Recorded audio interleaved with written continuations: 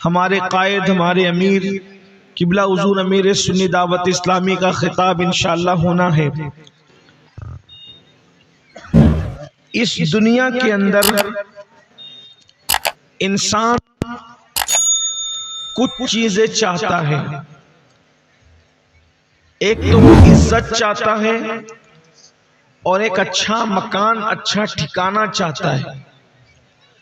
اگر کسی کو عزت مل گئی دنیا میں اور خوبصورت سا اچھا سا مکان مل گیا تو اس کو یوں لگتا ہے کہ میں کامیاب ہو گیا، حالانکہ یہاں کی عزت وہ بھی فانی ہے اور یہاں کا مکان بھی فانی ہے۔ آپ کتنا ہی اچھا مکان بنا لیں، خوبصورت مکان بنا لیں، لیکن ایک دن اس مکان کو چھوڑ کر کے جانا ہے۔ اور یہاں کتنی عزت کما لے، بڑے بڑے عزت والے، بڑے بڑے خطیب عزت والے، بڑے بڑے شیوخ عزت والے، بڑے بڑے نعت خوان عزت والے، بڑے بڑے قوال عزت والے، بڑے بڑے گانا گانے والے، جنہیں لوگ بہت عزت والا سمجھتے، جب وہ مرتے ہیں تو پھر بہت سے لوگ ایسے ہوتے ہیں کہ جو ان کی قبر پر کوئی فاتحہ پڑھنے والا بھی نہیں ہوتا، جن کے نام کے نعرے لگتے ہیں، بلکہ مرنے کی تو بات جانے دیجئے، بے شمار ایسے لوگ ہوتے ہیں صرف بیمار پڑ جائیں اور وہ اپنے فن سے، اپنی فیلڈ سے دور ہو جائیں تو بھی لوگ ان کو بھول جاتے ہیں، فراموش کر دیتے ہیں۔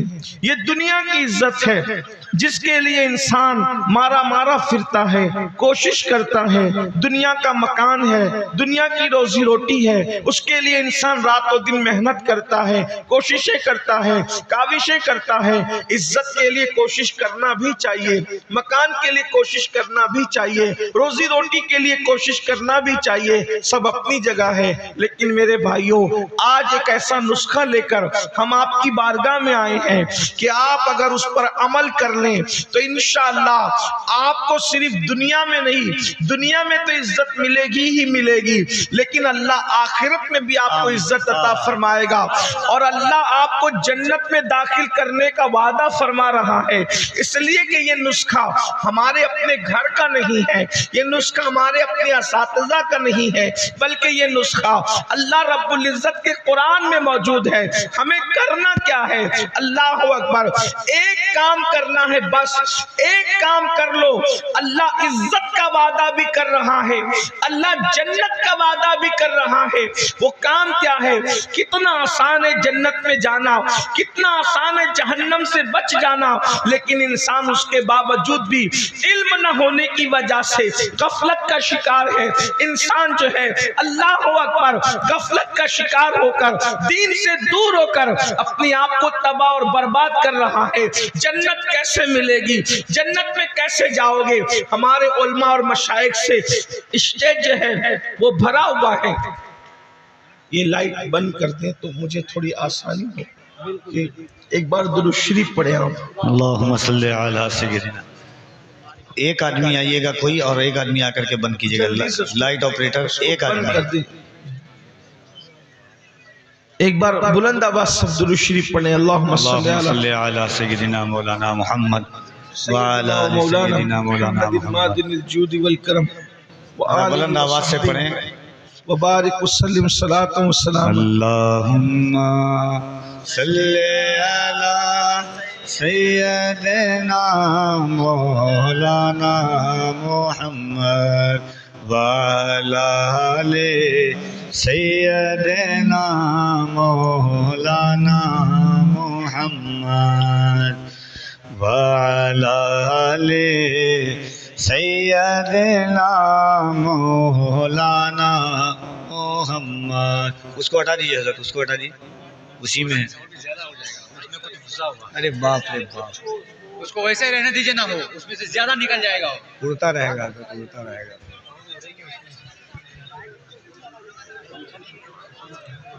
اللہ رب محمد صلی اللہ علیہ وسلم، نحن عباد محمد صلی اللہ علیہ وسلم، صلاۃ و سلام علیک یا رسول اللہ صلی اللہ تعالی علیہ وسلم۔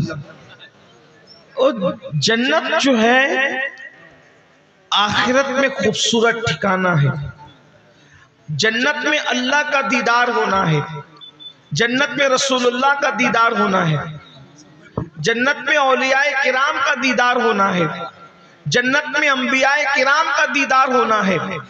اور جو جنت میں چلا گیا اس کو کبھی موت نہیں آئے گی۔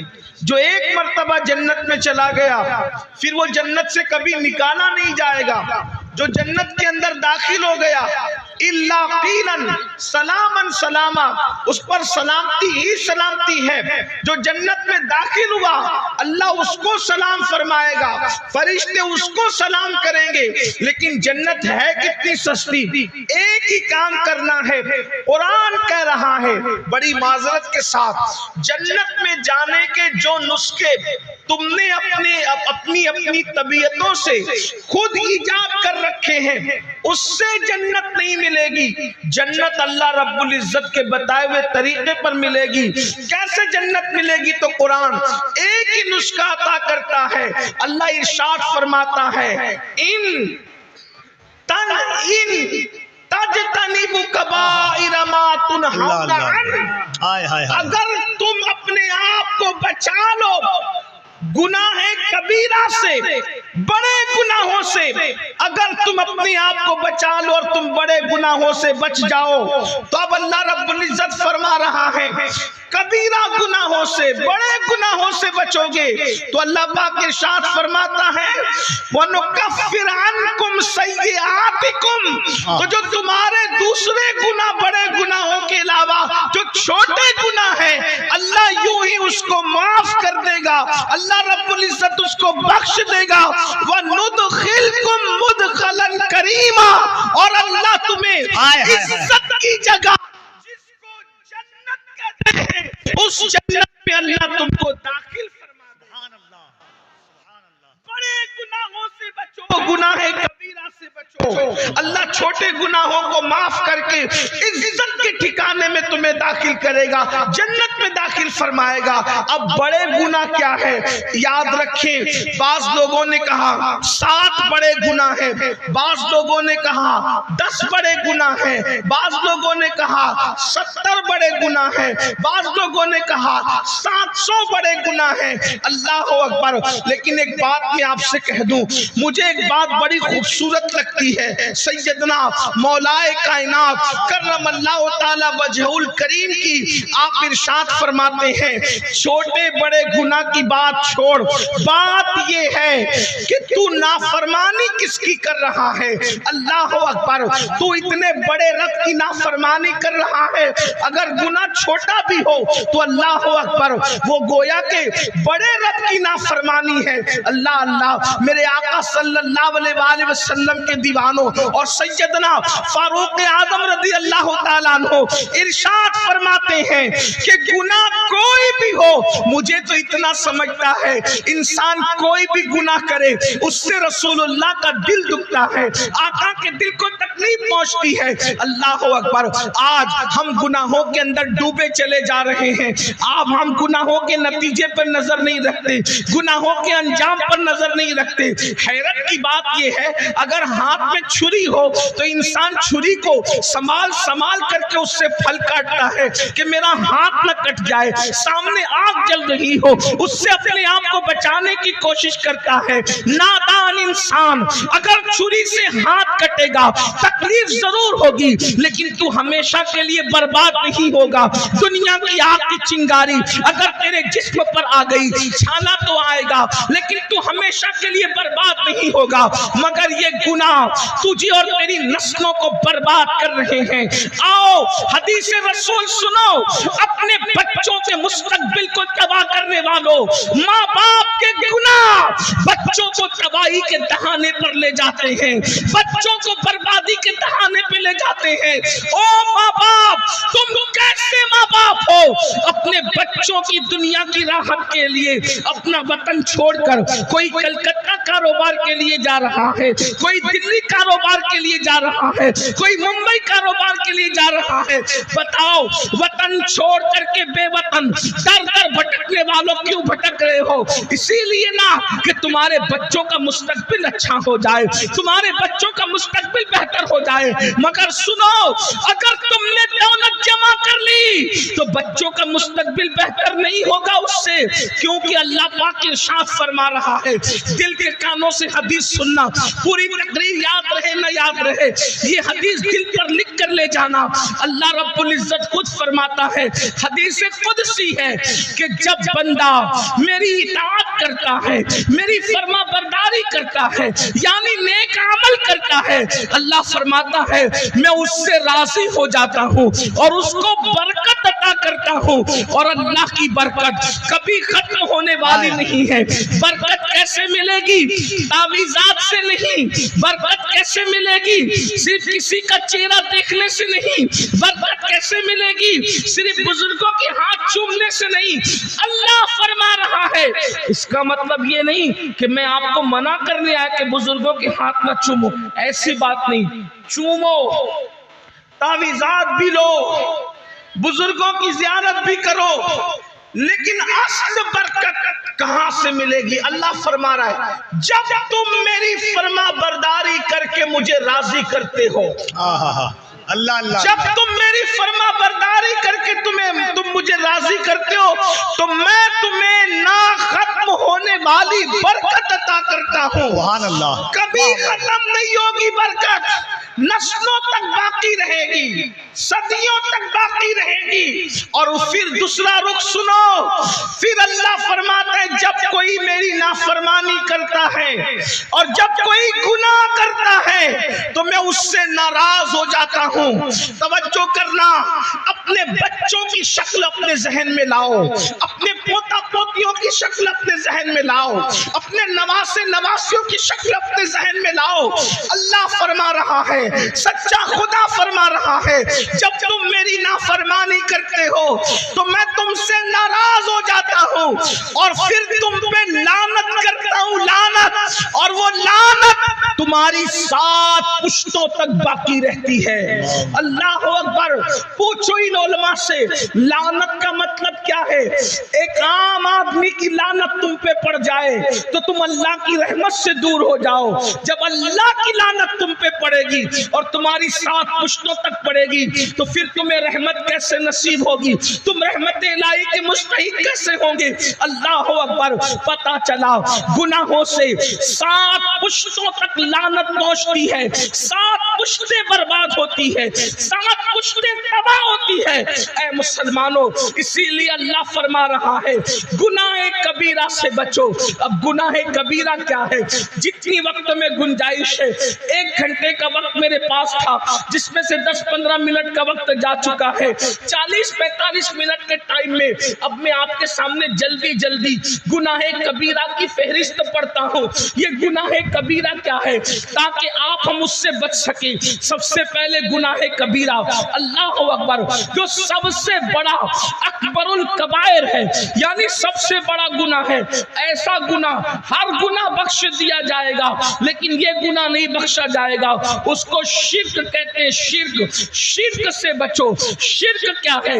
اللہ کے علاوہ، اللہ رب العزت کے علاوہ کسی اور کی عبادت کرنا، یہ شرک ہے۔ جو چیزیں اللہ کے لیے خاص ہے اس میں کسی کو شامل کرنا، یہ شرک ہے۔ شرک، اور شرک سارے کبیرہ گناہوں میں سب سے بڑا کبیرہ گناہ ہے۔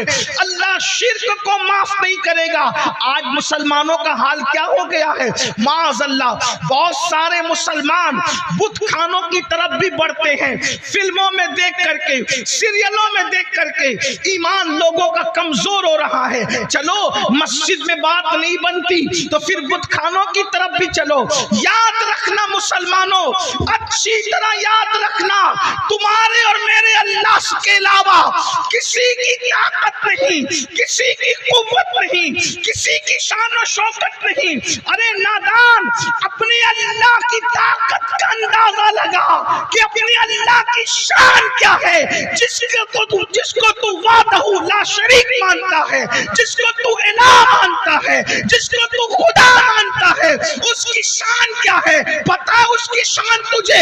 اللہ اکبر، محمد रसूलुल्लाह को उसने पैदा किया है, उसने बनाया है, मोहम्मदुर रसूलुल्लाह को उसने बनाया है। अब बताओ वो मोहम्मद क्या है? रूह फिदा सल्लल्लाहु अलैहि वसल्लम अगर इशारा करे तो चांद टुकड़े हो जाए, इशारा करे तो सूरज पलट कर आ जाए, इशारा करे तो जाबिर के मुर्दा बच्चों में जान पैदा हो जाए, बकरी खाकर उसमें हाथ रखकर दुआ करे तो अल्लाह बकरी को खड़ा कर दे। हजरत कतादा की आंख अगर बाहर आ जाए, अपना लुआब लगा करके कतादा की आंख रख दे तो पहले से ज्यादा कतादा की आंख रोशन हो जाए। खारी कुएं के अंदर अगर अपना लुआब डालते तो खारी कुएं मीठे हो जाए, सूखे कुएं में अपना लुआब डाल दे तो सूखे कुएं पानी से भर जाए। अल्लाह अकबर, मेरे आका की शान ये है, लोग हुजूर का हुस्न देख करके पुकार उठे कि इन जैसा कोई हो नहीं सकता।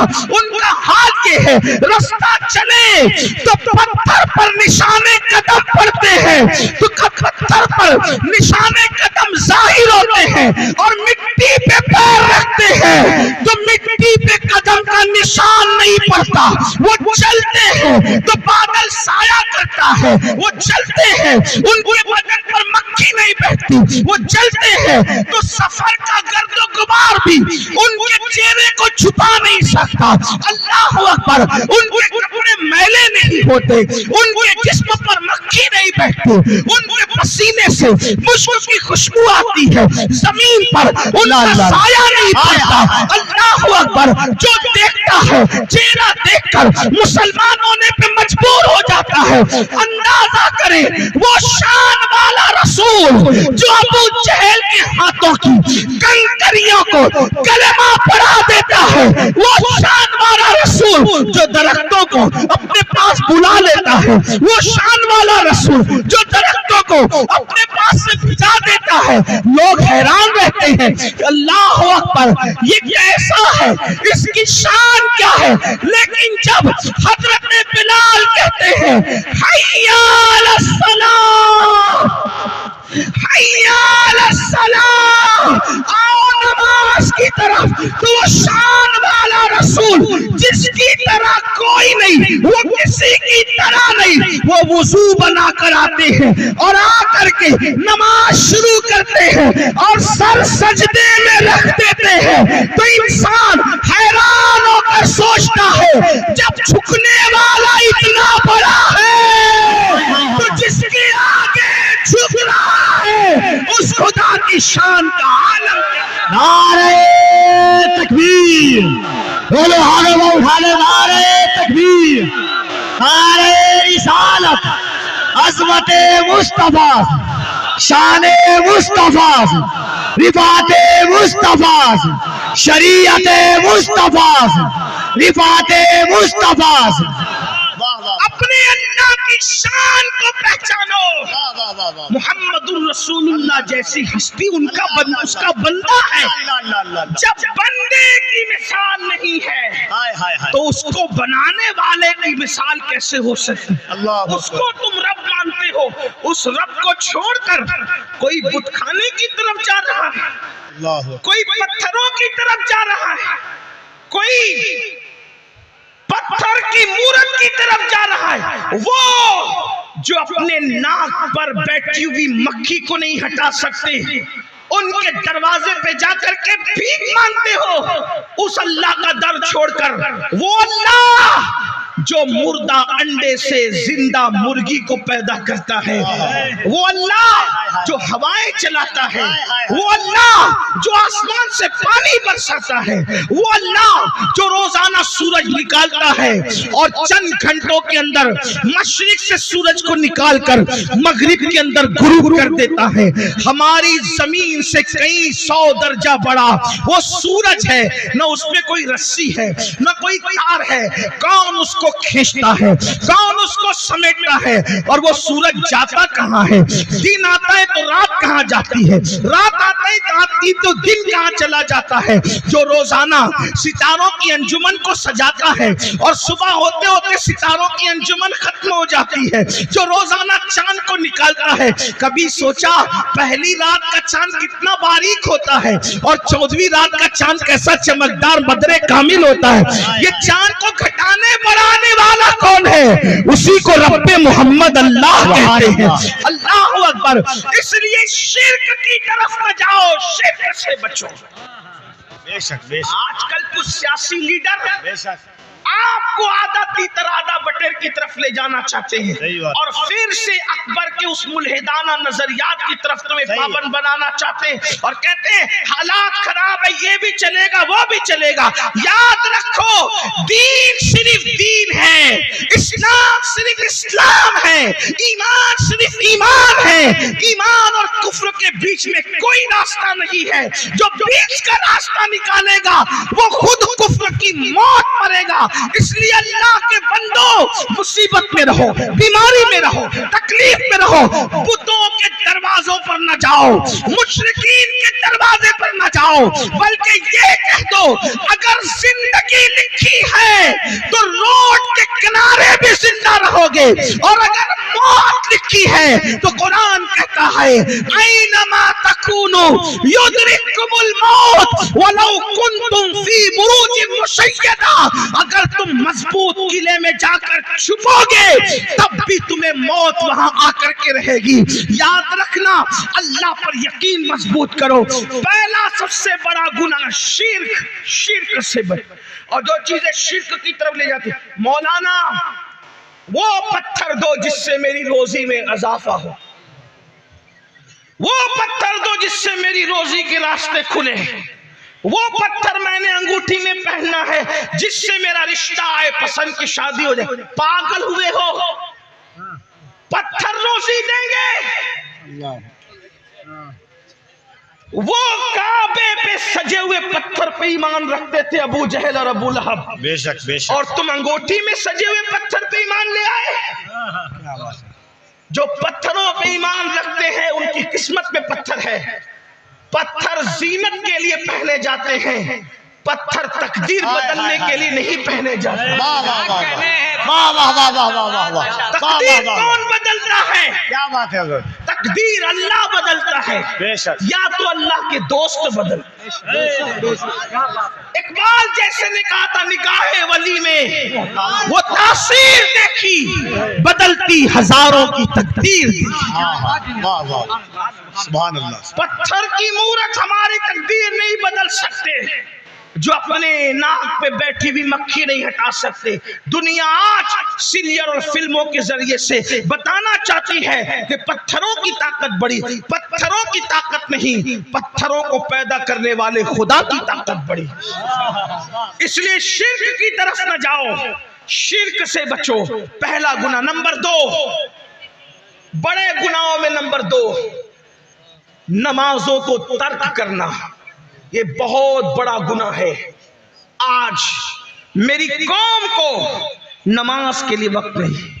میں بہت لمبی تقریر میں نے پہلی کا نہیں کرنا, بہت مختصر میں اپنی گفتگو کو سمیٹنا ہے. لیکن میری قوم کے جوانوں, آج میری بہنوں, آج ہمارے پاس اللہ کے لیے دینے کو ٹائم نہیں. آپ مجھے بتائیں, فلسطین کے حال پہ رو رہے ہو, بیت المقدس کے حال پہ رو رہے ہو, دنیا کے حالات پہ رو رہے ہو, کیوں رو رہے ہو؟ آپ کے پاس اللہ کو دینے کے لیے ٹائم نہیں, بے وفا انسانوں کے لیے ٹائم ہے, غداروں کے لیے ٹائم ہے, بے وفاؤں کے لیے ٹائم ہے, مجرموں کے لیے ٹائم ہے. اللہ کے لیے جس نے وفا پیدا کیا اس کے لیے ٹائم نہیں. یہ جو دوست تمہارے ہیں, دوست جنہیں آپ بہت منہ بھر کے دوست کہتے ہو, پہلی بات تو میں سمجھتا ہوں کہ دوست تو ملیں گے کتنے. ایک بات سچی سچی کہوں, امام حسین کو کروڑوں میں چند کے سوا دوست نہ ملے تو تجھے کیا دوست ملیں گے. آج کی دوستی تو چائے کے لیے ہے، آج کی دوستی تو کھان پان کے لیے ہے، آج کی دوستی تو دولت اور جائیداد کی بنیاد پر ہے۔ دوست ہوتے کہاں ہے؟ ارے نادان، اللہ نے اپنی پوری مخلوق میں کتنوں کو دوست بنایا، ذرا وہ تو دیکھ۔ اربوں خربوں میں کتنے دوست بنے وہ تو دیکھ۔ جب اللہ کے دوست اتنے محدود ہے تو تیرے دوست کتنے ہوں گے؟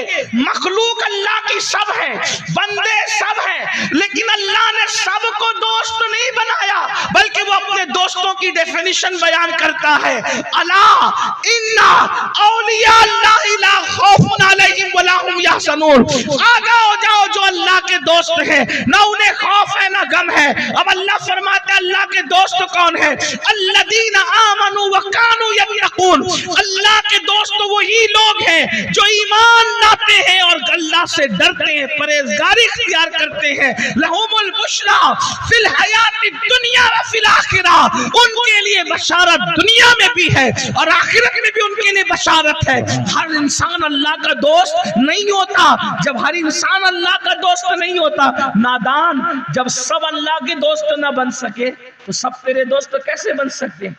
یہ جو دوست تیرے ہیں، میں یہ نہیں کہتا میرے بھائی کی نفرت کر، لیکن مرے گا تو یہ تیری مٹی دینے کے لیے بھی نہیں آئیں گے، تجھے قبرستان پہنچانے تک بھی نہیں آئیں گے۔ جن کے ساتھ تو رات رات بھر بیٹھتا ہے، جن کے لیے تو قسمیں کھاتا ہے، جن کے لیے کیا کیا کرتا ہے، اور اللہ کے لیے تیرے پاس ٹائم نہیں۔ بہت سادگی سے مسلمان کہتا ہے مولانا نماز کے لیے ٹائم نہیں، اور نماز کا عنوان چھیڑو تو لوگ ادھر ادھر ہونے کی کوشش کرتے ہیں۔ سن لو نماز کیا ہے۔ اللہ کے رسول صلی اللہ علیہ وآلہ وسلم فرماتے ہیں جس کی نماز نہیں اس کا دین نہیں۔ پھر سنو، مسجدوں کو ویران کرنے والوں، میری بات نہیں، اگر میں کہوں گا تو کہیں گے مولوی کہہ گیا۔ نہیں، مولوی نہیں، مولا کہہ رہا ہے، مولا مصطفیٰ جانب، مولا کائنات کا مولا کہہ رہا ہے، مولا کائنات کا مولا کہہ رہا ہے۔ اللہ کے رسول فرما رہے جس کی نماز نہیں اس کا دین نہیں۔ سیدنا فاروق اعظم رضی اللہ تبارک و تعالیٰ کو جب زخمی کر دیا گیا، جسم سے خون نکلتا رہتا، بے ہوشی کی کیفیت رہتی، جب ہوش میں آتی اور نماز کا وقت بتایا جاتا فوراً نماز پڑھتے، لوگ کہتے خون رستا ہے پورے جسم سے۔ آپ فرماتے میں نے اللہ کے رسول سے سنا کہ جس نے نماز چھوڑ دی دین میں اس کا کوئی حصہ نہیں ہے۔ اللہ کے رسول علیہ السلام نے ارشاد فرمایا جو نماز جان بوجھ کر چھوڑ دیتا ہے اللہ کی پناہ سے وہ باہر نکل جاتا ہے، اللہ کی امان سے وہ باہر نکل جاتا ہے، اللہ کے ذمہ کرم سے وہ باہر نکل جاتا ہے۔ اور میرے آقا فرماتے ہیں جس نے فجر کی نماز ادا کی وہ شام تک کے اللہ کے ذمہ کرم پر رہتا ہے، اللہ کی کرم کی چادر میں رہتا ہے۔ یاد رکھنا میرے بھائیوں، اپنی طاقت اور قوت پر غرور کرنے والوں، اپنی قوت پر ناز کرنے والوں، اپنی جوانی پر گھمنڈ کرنے والوں، اپنی دولت پر گھمنڈ کرنے والوں، کسی انسان میں اتنی طاقت نہیں ہے کہ وہ اللہ کے عذاب کو برداشت کر سکے، خدا کے عذاب کو برداشت کر سکے۔ نادان، اگر اللہ سے تیرے سر میں درد دے دے تو تو سر کا درد برداشت نہیں کر سکتا۔ اللہ تیری کمر کی نس دبا دے تو تو چلنے پھرنے سے محتاج ہو جائے گا۔ اللہ کسی پر وہ دن نہ لائے، سوچ تو صحیح، اگر اللہ نس دبا دے تو تو بیٹھ کر کے بلکہ بیٹھ بھی نہیں سکتا، بستر پہ پڑا ہو جائے۔ سر کا درد اللہ تجھے دے دے تو تو تڑپنا ہو جائے۔ ذرا سوچ، جب اللہ صرف ہلکا سا اتنا سا درد دے دے تو تو اس کو برداشت نہیں کر سکتا، تو وہ جہنم کا عذاب، وہ جہنم کے دہتے ہوئے شعلے۔ اللہ اکبر، یہ کہانی قصہ نہیں، یہ حقائق ہے، حقائق۔ اپنی بہنوں کی بھی توجہ چاہتا ہوں، میری ماں اور بہنوں، کچن روم میں گرمی کے موسم میں تم بے چین ہوتی ہو، بے قرار ہوتی ہو، تڑپ جاتی ہو۔ ذرا سوچو تو صحیح، اللہ کے سچے نبی مصطفیٰ کریم رؤوف الرحیم صلی اللہ علیہ وآلہ وسلم نے امت پر شفقت کرتے ہوئے ارشاد فرمایا، اے لوگو، آقا نے ارشاد فرمایا، اے میرے امتیوں، اے میرا کلمہ پڑھنے والوں، اللہ اکبر، جہنم کے اندر جو بچھو ہے وہ اونٹوں کی طرح ہے، بختی اونٹوں کی طرح۔ اللہ کے رسول علیہ السلام فرماتے ہیں جب وہ بے نمازی کو ڈسیں گے تو 40 سال تک کے زہر ان کے جسم کے اندر گردش کرتا رہے گا. اللہ اکبر، اللہ. جہنمی سانپ جن کی لمبائی 70 سال کا فاصلہ ہے، اللہ کے سچے نبی فرماتے ہیں اگر یہ حدیث میں نہیں ہوتا تو میں بیان کرنے کا حوصلہ ہی نہیں کرتا. اللہ کے رسول نے فرمایا 70 سال لمبائی ان کا جو ہے وہ ان کا عرض ہے، ان کی لمبائی ہے. 70 سال میں جتنا گھوڑا دوڑا سکتا ہے انسان، تیز رفتار گھوڑا، ایسے لمبے لمبے سانپ ہے. آقا ارشاد فرماتے ہیں صلی اللہ علیہ وآلہ وسلم جب وہ بے نمازی کو ڈنک ماریں گے تو 1000 سال تک کے زہر ان کے جسم میں گھومے گا اور ان کی ہڈیاں ٹوٹ ٹوٹ کر کے بکھر جائے گی. اللہ کے رسول صلی اللہ علیہ وآلہ وسلم فرماتے ہیں، میرے کریم آقا غیب کا نبی ارشاد فرماتے ہیں اللہ اکبر، وہاں حالت یہ ہوگی انسان نہ جی سکے گا نہ مر سکے گا. اس وقت انسان اللہ کی بارگاہ میں منتیں کرے گا، مولا مجھے دنیا میں جا کر کے صرف 2 رکعت نماز پڑھنے کا موقع دے دے، میں صرف 2 رکعت نماز پڑھ لوں. اس وقت ارشاد ہوگا بندے اللہ نے تجھے زندگی دی تھی، تجھے وقت دیا تھا، تجھے ٹائم دیا تھا، لیکن تو نے اس کو ضائع کر دیا، برباد کر دیا. میری ماں، میری بہنوں، میرے بھائیوں، کب تک اللہ سے غفلت کرو گے، خدا کی عبادت سے غفلت کرو گے، کب تک دنیا داری میں ڈوبے رہو گے؟ تم نے ہزاروں جنازے اٹھتے ہوئے دیکھے، تم نے ہزاروں کو قبروں میں جاتے ہوئے دیکھا، اللہ پردھان جی کو مرتے دیکھا، دادا جی کو مرتے دیکھا، علماء کو مرتے دیکھا، خطبہ کو مرتے دیکھا، نیکوں کو مرتے دیکھا، پاپیوں کو مرتے دیکھا. ذرا سوچو تو صحیح، جو بلڈنگوں میں رہے ان کو مرتے دیکھا، مضبوط عمارتوں میں رہے ان کو مرتے دیکھا، جن کو لوگ سیٹ صاحب کہتے تھے، مخجران قوم و ملت کہتے تھے، ان کو مرتے دیکھا. ارے پتہ نہیں کہاں تک سچ ہے. ہم نے تو ایک قبر ایسی دیکھی جس پر کوئی فاتحہ پڑھنے والا نہیں، لوگوں نے بتایا برج خلیفہ بنانے والے کی قبر ہے جس پر کوئی فاتحہ پڑھنے والا نہیں. اگر وہ قبر ہو نہ ہو ہم تو یہ جانتے ہیں جس نے تاج محل بنایا، لوگ پورا تاج محل گھوم کر چلے جاتے ہیں. مسلمانوں کس بلا کی میں سے ہے سرشار ہم، دولت پر گھمنڈ کر کے میرے اللہ کو بھولنے والوں، جوانی پہ ناچ کر کے خدا کو بھولنے والوں، ذرا جا کر کے دیکھو پورا تاج محل ہزاروں لوگ جا کر کے گھوم آتے ہیں. کسی کو توفیق ہوتی ہے ممتاز اور شاہ جہاں پہ فاتحہ پڑھے. ممتاز کتنی نیک تھی یہ دوسرا مسئلہ ہے، شاہ جہاں کا تقویٰ کیا تھا یہ دوسرا عنوان ہے. لیکن میں حیران ہوں، اللہ اکبر، لوگ وہاں فاتحہ نہیں پڑھتے، فوٹو نکالتے، ویڈیو نکالتے، تصویر کشی کرتے، گلے میں ہاتھ ڈال کے دوستیوں کا اظہار کرتے، لیکن کوئی وہاں فاتحہ نہیں پڑھتا. جس نے تاج محل بنائی اس کی قبر پر کوئی فاتحہ پڑھنے والا نہیں، اور جس کا کوئی محل کیا جھوپڑا بھی نہیں تھا، اس غریب نواز کے مزار پہ ہزاروں کا مجمع ڈانٹے مارتا نظر آ رہا ہے. لوگ فاتحہ پڑھنے کے لیے بے چین ہیں. کیا پتا چلا جو اپنے لیے جیتے ہیں وہ اگر بڑے سے بڑے گنبد میں بھی دفن ہو جائے کوئی یاد نہیں کرتا. جو یار کے لیے جیتے ہیں ان کے نام پہ ہزاروں کی محفلیں اکٹھا ہوتا. نعرہ تکبیر، نعرہ رسالت، شان اولیاء کرام، فضائل اولیاء کرام، فضائل اولیاء. بندو عبرت حاصل کرو. کب تک دولت کے نشے میں رہو گے؟ کیا قارون کے پاس دولت نہیں تھی؟ کیا فرعون کے پاس دولت نہیں تھی؟ کیا بخت نصر کے پاس دولت نہیں تھی؟ میری بہنیں کب تک سونے کے زیورات پر غرور اور گھمنڈ کرتی رہے گی؟ اللہ اکبر. کیا ابو لہب کی بیوی کے پاس سونے کے زیورات نہ تھے؟ کیا ابو جہل کی بیوی کے پاس سونے کے زیورات نہ تھے؟ بتاؤ جن کی ابو لہب اور ابو جہل کی بیویوں کی قبریں کہاں ہیں؟ جو سونے کے زیورات پہ گھمنڈ کرتی تھی ان عورتوں کی قبریں کہاں ہیں؟ مگر وہ سیدہ طیبہ طاہرہ ایک نہیں 3 مہینے تک جس کے گھر میں چولہا نہیں جلتا تھا، جب تک آج جمعہ کے دن خطیب سیدہ کا نام نہیں لیتا اس وقت تک اس کا خطبہ مکمل نہیں ہوتا. सोने के गुरूर में होते हैं उनकी कब्रों का निशान नहीं मिटता, और जो सजदे में रात गुजारते हैं आज भी उनका नाम लेने पर बड़े बड़े वलियों की गर्दनें झुक जाया करती हैं। सुभान अल्लाह। नारे तकबीर, नारे रिसालत, अज़मत मखदूम-ए कायनात, जिक्र मखदूम-ए कायनात। कब तक दुनिया में गर्क रहोगे, कब तक दुनिया में डूबोगे?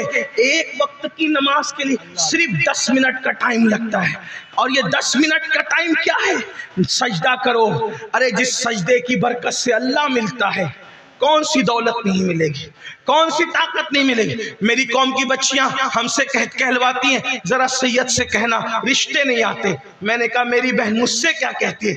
अल्लाह से बोल, सजदा कर, क्या कहने। अल्लाह से बोल। नहीं मौलाना, नहीं नहीं, हम गुनहगार हैं, अल्लाह हमारी नहीं सुनता, वो तुम्हारी सुनेगा। तो क्या तुमने ईसाइयों का कोई फेल सीख रखा है, यहूदियों का फेल सीख रखा है? ये सब गलत है। किसने कह दिया वो गुनहगारों की नहीं सुनता? सुन लो, अगर वो सिर्फ नेकों की सुनता तो फिर गुनहगार कहां? मुझसे बड़ा भी कोई गुनहगार है दुनिया में? मुझे तजुर्बा हुआ कि जब वो मेरी रद्द नहीं करता मुझ जैसे पापी मुजरिम गुनहगार की, वो तुम्हारी कैसे रद्द करेगा? मैंने तो जब से शऊर संभाला, जो मांगा उसने मांगने से सिवा दिया। जैसे वो नेकों का रब है वैसे वो गुनहगारों का भी रब है। और एक बात मैं तुम्हें सिखा दूं, सीख लो, मेरा आना कामयाब होगा। दुआ की कबूलियत के लिए नेक होना जरूरी नहीं है। तवज्जो, दुआ की कबूलियत के लिए नेक होना जरूरी नहीं है, दुआ की कबूलियत के लिए अल्लाह पर यकीन होना जरूरी है। जब यकीन से मांगोगे कितने भी बड़े पापी हो तुम्हें अता करेगा। यकीन चाहिए। बताऊं, शैतान से बड़ा भी कोई पापी है? शैतान की कबूल की कि नहीं की? अल्लाह ने जब उसको कहा निकल, नाराज हो के कहा ना, नाराज हो गया, निकल तू शैतान बन गया आज से। जिस दिन शैतान बना उस दिन क्या मांगा? रिश्ता, रोजी रोटी नहीं, इतनी बड़ी चीज मांगी कि किसी ने नहीं मांगी। अल्लाह मुझे कयामत तक की उम्र दे, कयामत तक की उम्र दे। अल्लाह ने कहा जा दिया। तवज्जो है आपकी? जी बिल्कुल आता है। क्या कहा? जा दिया। जो शैतान को महरूम ना करे वो महबूब की उम्मत को महरूम करेगा। मांग कर तो देख, मांग, तेरे पास टाइम नहीं है, उसको देने के लिए है। हम तो माइल बकरम है, कोई साइल ही नहीं, राह दिखलाए किसे, राह रवे मंजिल ही नहीं। बंदे जरा गिड़गिड़ा के देख, अच्छी तरह वुजू कर, 2 रकात नफिल पढ़ और फिर गिड़गिड़ा रो, फिर देख कैसा मजा आता है, कैसे उसके करम के दरवाजे खुलते हैं। लेकिन ये तुमने नहीं सीखा।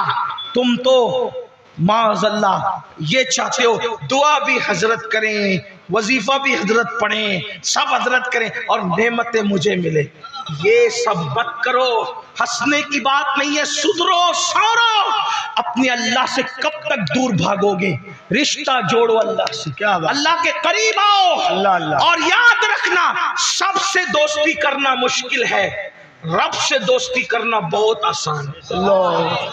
ये मेरे अजीज भाई मौलाना कफील अंबर साहब अच्छे बेहतरीन नाजिम है। हाथ मिलाना मुश्किल है, हाथ मिलाना मुश्किल है ना इनसे। ये उलमाए किराम, इनके करीब आना मुश्किल है, अपने जैसे इंसान है ना। हाँ, ये मौलाना बैठे हुए हमारे साथ मुंबई से, हाफिज साहब हमारे बड़े मुखलिस हैं।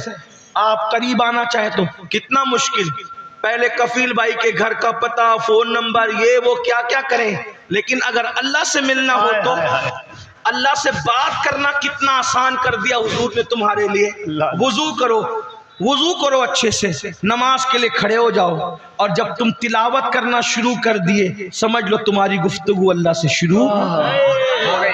سبحان اللہ سبحان اللہ. ہاتھ اٹھا کے تم نے دعا شروع کر دی, اللہ سے تمہاری مناجات اور گفتگو عرض و معروف شروع ہو گیا, آنسو بہنے لگے, کرم متوجہ ہو گئے.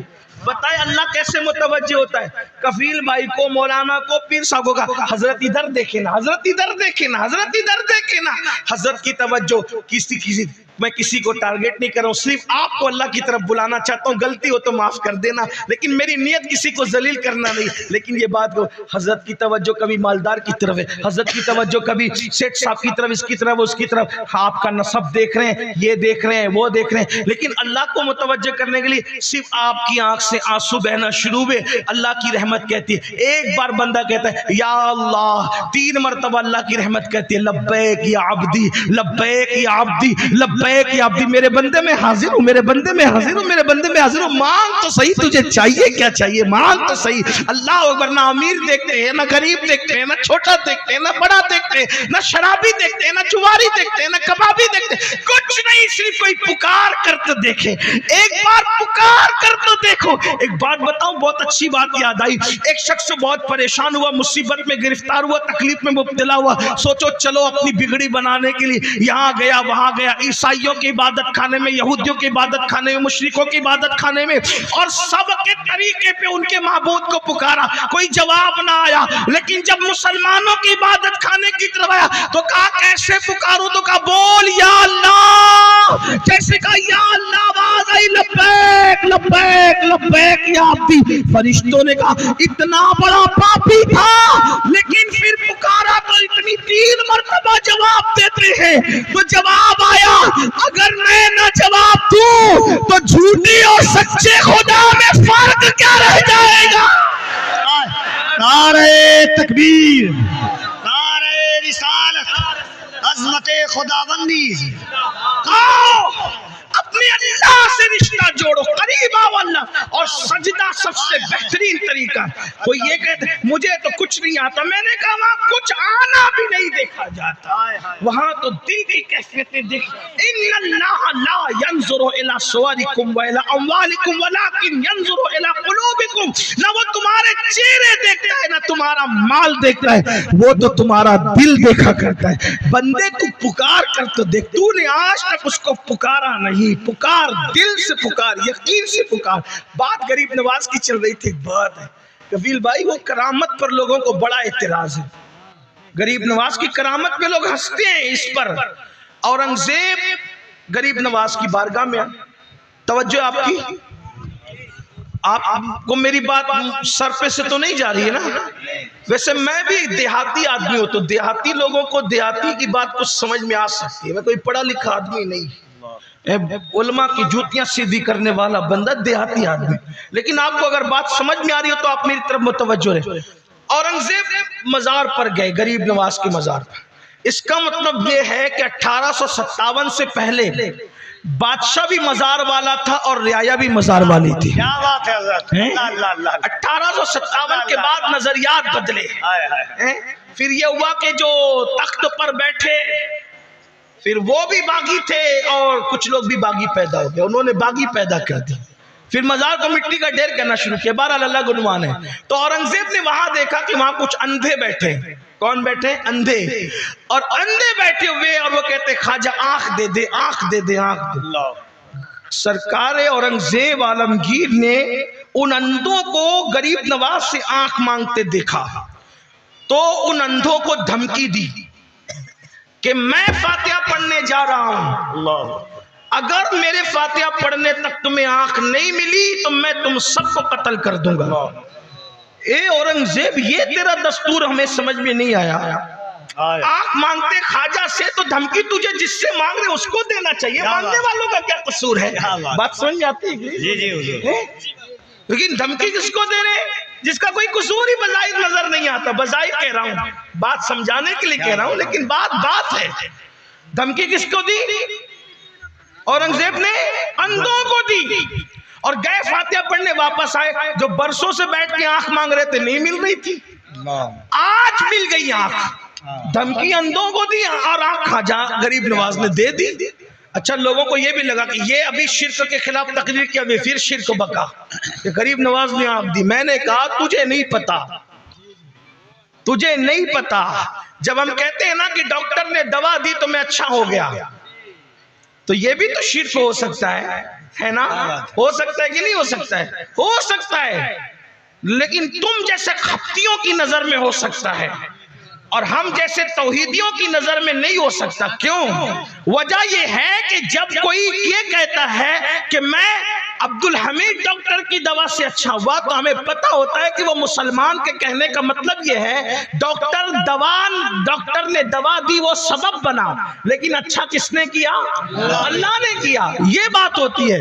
تو جب ڈاکٹر کی دوا اثر دکھا سکتی ہے تو غریب نواز کی دعا اثر نہیں دکھا سکتی. اللہ تو ڈاکٹر کی دوا کی برکت سے جب ہم ڈاکٹر کا نام لیتے تو غریب نواز کی دعا کی وجہ سے غریب نواز کا نام نہیں لے سکتے؟ بالکل لے سکتے. بات سمجھ آتی ہے؟ یہ بات ہے. اور حضرت عارف رومی کہتے ہیں کہ عبداللہ کی زبان سے جو نکلتا ہے اس کو اللہ پورا کر دیتا ہے. تو گویا کہ عبداللہ کی بات اللہ ہی کی بات ہوتی ہے. یہ بات ہے کہ نہیں ہے؟ ٹھیک ہے. اب کیا ہوا؟ بات جو تھی اورنگزیب کی دھمکی تھی اندھوں کو, اور آنکھ کس نے دی؟ غریب نواز نے. یا غریب نواز دھمکی اندھوں کو ملی, آپ نے آنکھ کیوں دے دی؟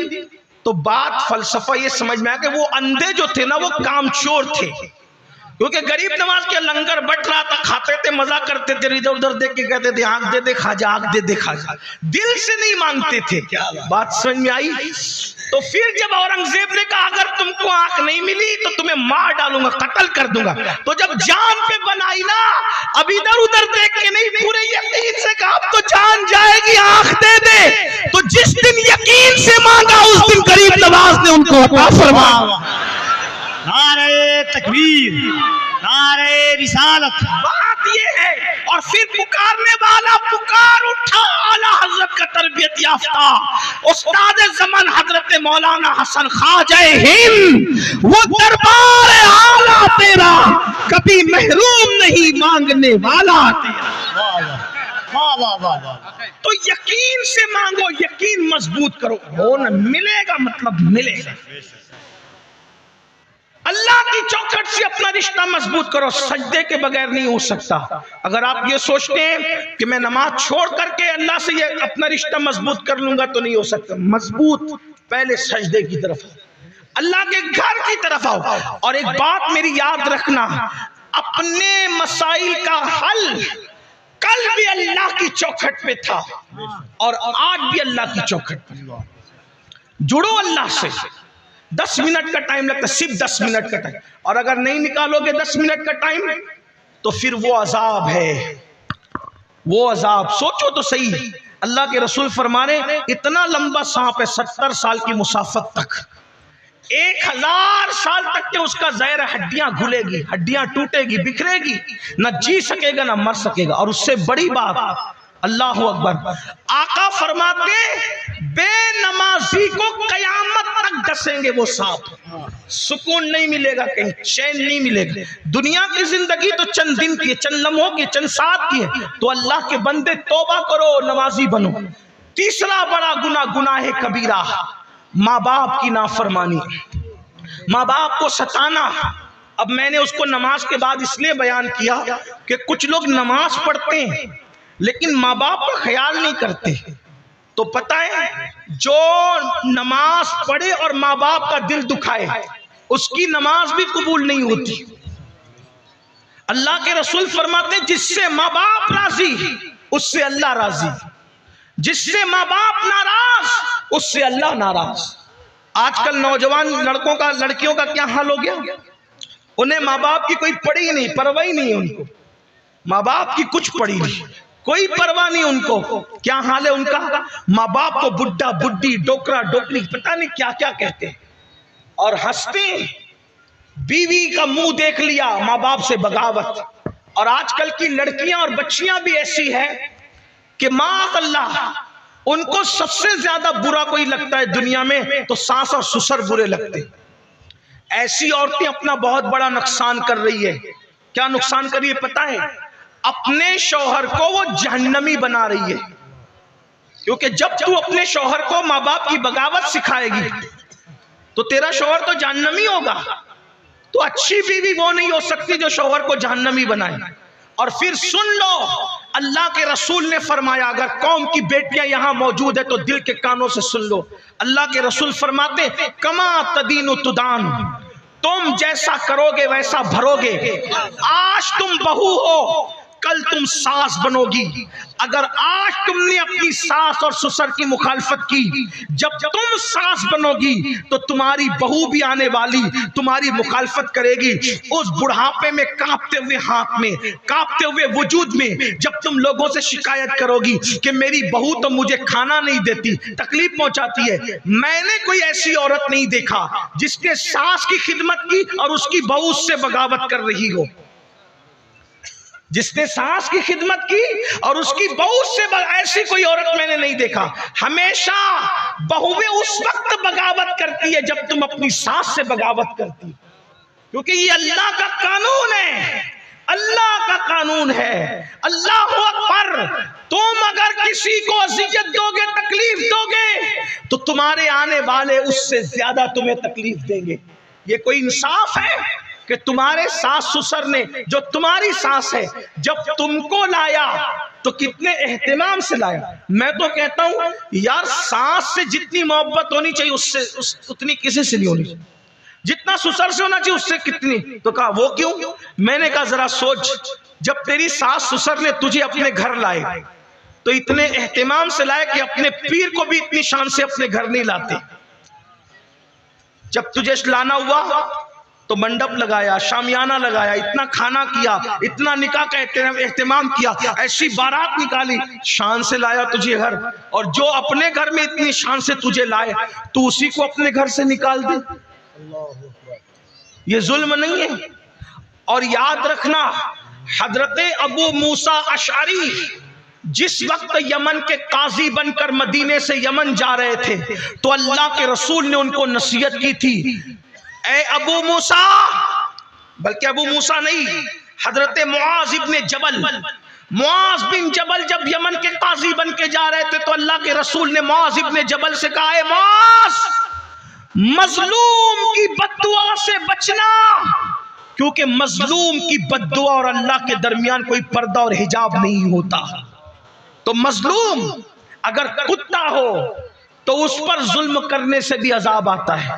مظلوم اگر چڑیا ہو اس پہ ظلم کرنے سے بھی اللہ کا عذاب آتا ہے. اگر ساس سسر کو تم مظلوم بنا دو, ماں باپ کو تم مظلوم بنا دو, ان پہ ظلم کرو تو کتنی تباہی آئے گی. اس لیے میں نوجوانوں سے کہتا ہوں, کتنی بڑی سے بڑی نعمت کو کھونا ہو تو ماں باپ کے لیے کھو دو, مگر ماں باپ کو مت کھونا, کیونکہ ماں باپ ایسی نعمت ہے کہ ایک مرتبہ کھو دو تو دوبارہ وہ نعمت نہیں مل سکتی. دوست کھو دو, دوست ملے گا. بچے مر جائیں, اللہ نہ کرے بچے پھر پیدا ہوں گے. علم چلا جائے پھر حاصل ہوگا. دولت کھو دو پھر ملے گی. بلکہ اگر عبادت بھی کھو جائے پھر عبادت مل سکتی ہے. لیکن ماں باپ وہ نعمت ہے, ایک بار چلی گئی نا دوبارہ نہیں مل سکتی. اور جس کے دامن میں ماں باپ کی دعا نہیں, وہ دنیا میں کبھی سکون اور چین کی زندگی نہیں گزار سکتا. ماں باپ کی دعا چور کو ولی کتب بنا دے, ابدال بنا دے, اور ماں باپ کی بد دعا ولیوں کو بھی ولایت سے نیچے گرا دے. آپ کیا سمجھتے ہیں؟ بڑے بڑے ولیوں کی ولایت چھن گئی ماں باپ کی بد دعا سے. حضرت فضیل بن عیاض ولی بنے, جب ان کی زندگی ہم نے پڑھی تو کہا ڈاکو بھی ولی بنتے ہیں. تو ان کی ماں کی دعا ہمیں نظر آئی ان کے پیچھے کہ جب وہ ڈکیتی کرتے تھے تو ان کی ماں دعا کرتی تھی, اللہ اس کو سدھار دے. بشر حافی پوری رات بغداد کے میخانوں میں شراب پیتے ہوئے پڑے رہتے تھے. ہم نے سوچا صرف بسم اللہ کا ورق اٹھا کے بھی کوئی ولی بنتا ہے؟ آج بھی تو لوگ بسم اللہ کے اوراق اٹھاتے ہیں, ولی کیوں نہیں بنتے؟ تو پتا چلا جب وہ میخانے میں ہوتے تھے تو بشر کی ماں ہاتھ اٹھا کے دعا کرتی تھی, اللہ میرے بیٹے کو سدھار, اس کو سنوار دے. حضرت اویس کرنی کے پاس اللہ کے رسول نے فاروق اعظم کو کہا کہ میرے اویس سے کہنا کہ میری امت کے لیے دعا کرے. میں کہتا ہوں جانے دعا جس سے دعا کروائے اویس کو یہ مقام ملا کیسے؟ تو آقا نے فرمایا اس کی ماں کی دعا نے اس کو اس مقام پر پہنچا. واہ واہ واہ واہ. ماں کی دعا سے کوئی اویس بن رہا ہے, ماں کی دعا سے کوئی بشر حافی بن رہا ہے, ماں کی دعا سے کوئی فضائل بن عیاض بن رہا ہے, ماں کی دعا سے کوئی مخدوم معینی بن رہا ہے, ماں کی دعا سے کوئی سلطان العارفین بایزید بستامی بن رہا ہے, ماں کی دعا سے کوئی مخدوم شمشانگیر سمنانی بن رہا ہے. یہ ماں کی دعائیں. ماں کی دعا کسی کو غوث العظم دستگیر بنا رہی, ماں کی دعا کسی کو خواجہ اعظم بنا رہی. بلکہ ایک بات آپ سے کہوں, میں کوئی بہت علم والا انسان نہیں, لیکن آپ کوئی کامیاب آدمی کی زندگی پڑھو, میں اس کے پیچھے ماں ثابت نہ کروں تو پھر کیا بات ہے. اللہ اللہ. بلکہ ہمارے آقا صلی اللہ علیہ وآلہ وسلم کو کسی کی دعا کی ضرورت نہیں. لیکن حضور علیہ السلام جب بچپنے میں ہے, حضور کی امی کہتی تھی اللہ میرے لال کو عروج عطا فرما, میں نے ایسے لال کو پیدا کیا ہے جس کی وجہ سے مشرق و مغرب میں میرے ڈنکے بچیں گے. آپ بتائیں تو صحیح, ماں کس کے پیچھے نہیں؟ ماں کی دعا. حالانکہ کچھ ہستیاں ایسے جن کو کسی کی دعا کی ضرورت نہیں ہے, لیکن بہرحال کہیں نہ کہیں ماں کی دعائیں آپ کو جلوہ افروز نظر آئے گی. میرے آقا علیہ السلام کے دیوانوں, آج کوئی ممبئی کمانے جا رہے, کلکتہ جا رہے, سعودی جا رہے, بیوی کو فون کریں گے, بچوں کو فون کریں گے, ساس سسر کو فون کریں گے, بوڑھے ماں باپ انتظار میں ہوں گے میرے بیٹے کا فون تو آئے. اولاد کو فون تک کرنے کی توفیق دی. اسی لیے میں ایک سوچتا ہوں, یا اللہ جو اولاد جیتے جی ماں باپ کی دریافت نہ کرے, ماں باپ کا حال دریافت نہ کرے, ماں باپ کا مزاج دریافت نہ کرے, وہ مرنے کے بعد ان کے لیے مغفرت کی دعا کیا کرے. ایک سچی بات کہہ دوں, سنیوں کی مجمع میں جب یہ بات کہتا ہوں تو بہت برا لگتا ہے میرے سنی بھائیوں کو, اور مجھے تو ملتا ہی سنیوں کا مجمع, الحمدللہ میں وہ خوش نصیب ہوں کہ اہل منبر بھی سارے سنی ہوتے اور سننے والے بھی سارے سنی ہوتے ہے نا. ابھی جب آئیں گے علماء, جائیں گے علماء, تو آپ دھکم دھکی, ریل پیل اور ایک دوسرے پہ گر پڑو گے. کیوں؟ حضرت کے ہاتھ چومو.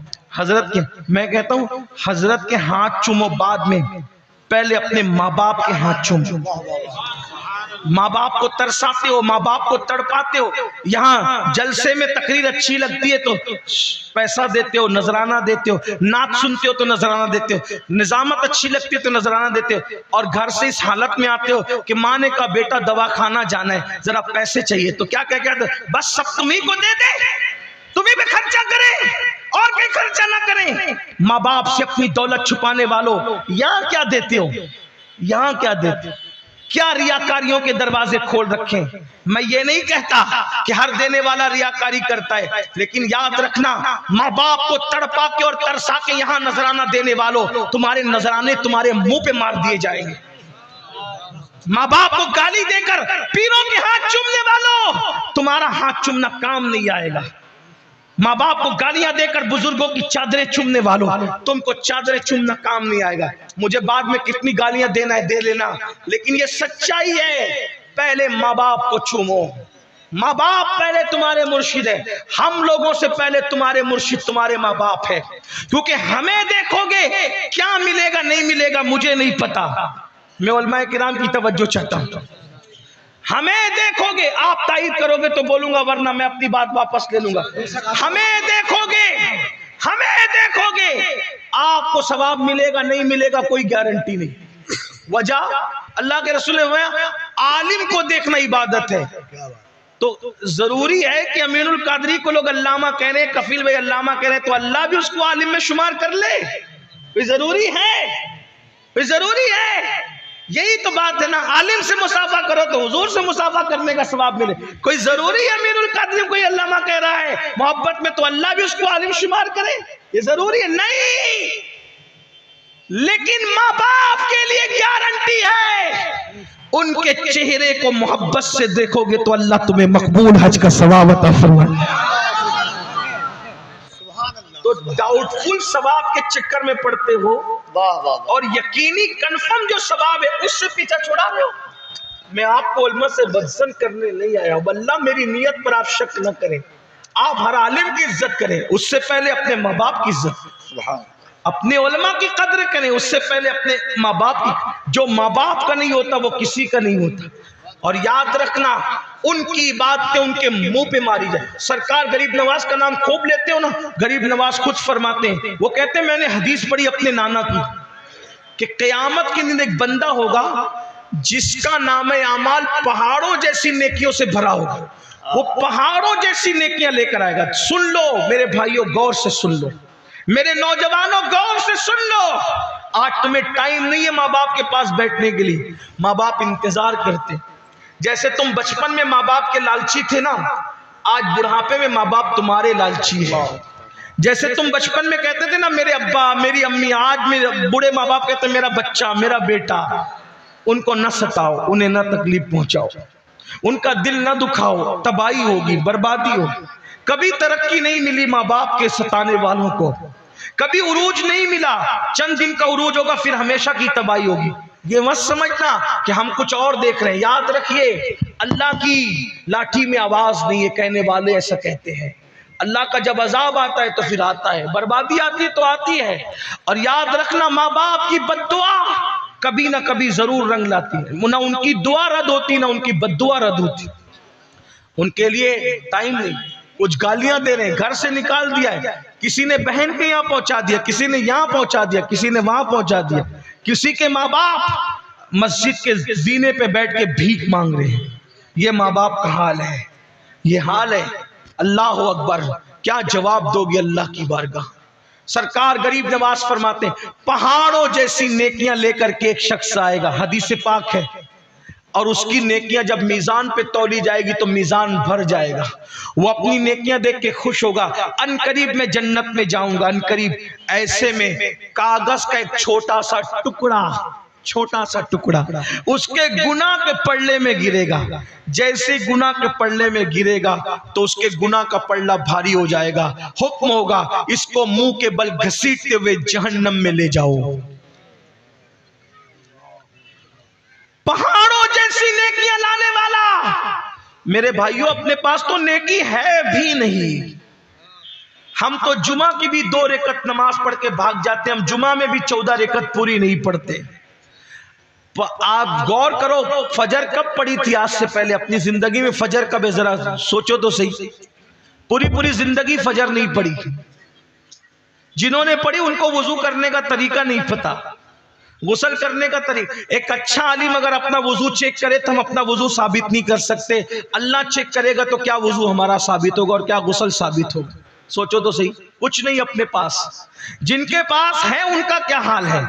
فرمایا پہاڑوں جیسی نیکیاں لے کر آئے گا، میزان بھر دے گا، لیکن صرف ایک کاغذ کا چھوٹا سا ٹکڑا گناہ کے پلڑے میں گرے گا تو گناہ کا پلڑا بھاری ہوگا. حکم ہوگا اس کو منہ کے بل گھسیٹتے ہوئے جہنم میں لے کر جاؤ. وہ کہے گا اللہ میرا گناہ کیا تھا؟ یہ کاغذ کے چھوٹے سے ٹکڑے میں لکھا کیا تھا جس نے میری ساری زندگی کی نیکی کو ہلکا کر دیا؟ تو اس وقت تو فرمایا جائے گا بندے تو نے صرف ایک مرتبہ اونچی آواز سے اپنی ماں سے یا اپنی باپ سے بات کی تھی، چلا کر اپنی ماں سے یا اپنے باپ سے بات کی تھی. وہ چلانے کا ایک گناہ لکھا ہوا تھا جس نے ساری زندگی کی نیکی کو ہلکا کر دیا. ماں باپ سے چلا کے بات کرو تو یہ مسلک اعلیٰ حضرت کا نعرہ خوب لگاتے ہو. کبھی سیکھا بھی مسلک کیا ہے؟ مسلک اعلیٰ حضرت کا مطلب اعلیٰ حضرت کا راستہ. اعلیٰ حضرت کیا فرماتے ہیں؟ اعلیٰ حضرت نے صرف مصطفیٰ جان رحمت پہ لاکھوں سلام ہی نہیں لکھا. اعلیٰ حضرت نے کعبے کے بدر الدجا تم پہ کروڑوں درود شریف نہیں لکھا. اعلیٰ حضرت نے صرف الامن والعلا نہیں لکھا. اعلیٰ حضرت نے صرف زبدۃ الزکیہ نہیں لکھا. اعلیٰ حضرت نے صرف منیر العین نہیں لکھا، بلکہ اعلیٰ حضرت نے یہ بھی لکھا. وہ سب لکھا، سچ لکھا، لیکن یہ بھی لکھا جب اپنے ماں باپ سے بات کرو. مسلک اعلیٰ حضرت میں ماں باپ سے بات کرنے کا طریقہ کیا ہے؟ کبھی سوچا؟ ٹوپیوں کے کلر میں مسلک نہیں ہے، صرف نعروں میں مسلک نہیں ہے. مسلک امام احمد رضا کی کتابوں میں بیان کیا ہوا ہے. دیکھو کیا فرماتے ہیں. فرماتے ہیں کہ جب اپنے ماں باپ سے بات کرو ڈائریکٹ مت کرو، پہلے ان سے اجازت لو. یہ ہمارے مسلک اعلیٰ حضرت میں ماں باپ کا ادب ہے، اور وہ گھر سے نہیں ہے، سوداگران سے گھڑ کے نہیں، حدیثوں کی روشنی میں لکھا. پہلے ماں باپ سے اجازت مانگو. ہم آپ سے بات کر سکتے ہیں، اگر وہ اجازت دیں پھر بات کرنا. وہ بھی کیسے بات کرنا؟ جیسے کوئی غلام اپنے آقا سے بات کرتا ہے ایسے بات کرنا، ان کے سامنے کندھے نہیں اچکانا، یہ ماں باپ کے آداب ہیں۔ کبھی ہم نے ایسی بات کی، بڑی معذرت کے ساتھ معافی چاہتے ہوئے، یار تمہارے دنیا دار تو دنیا دار ہے، تمہارے دین دار بھی مسلک اعلیٰ حضرت کے مطابق اپنے ماں باپ سے بات نہیں کرتے ہوں گے، کیا لگا رکھا ہے؟ ہم نے اپنے مسلک کو نہیں پہچانا، ہم نے پڑھا نہیں اپنے مسلک کو، ہم اپنی طبیعت کی بکریاں کھالتے رہے، ہم اپنی طبیعت کے نعرے لگاتے رہے۔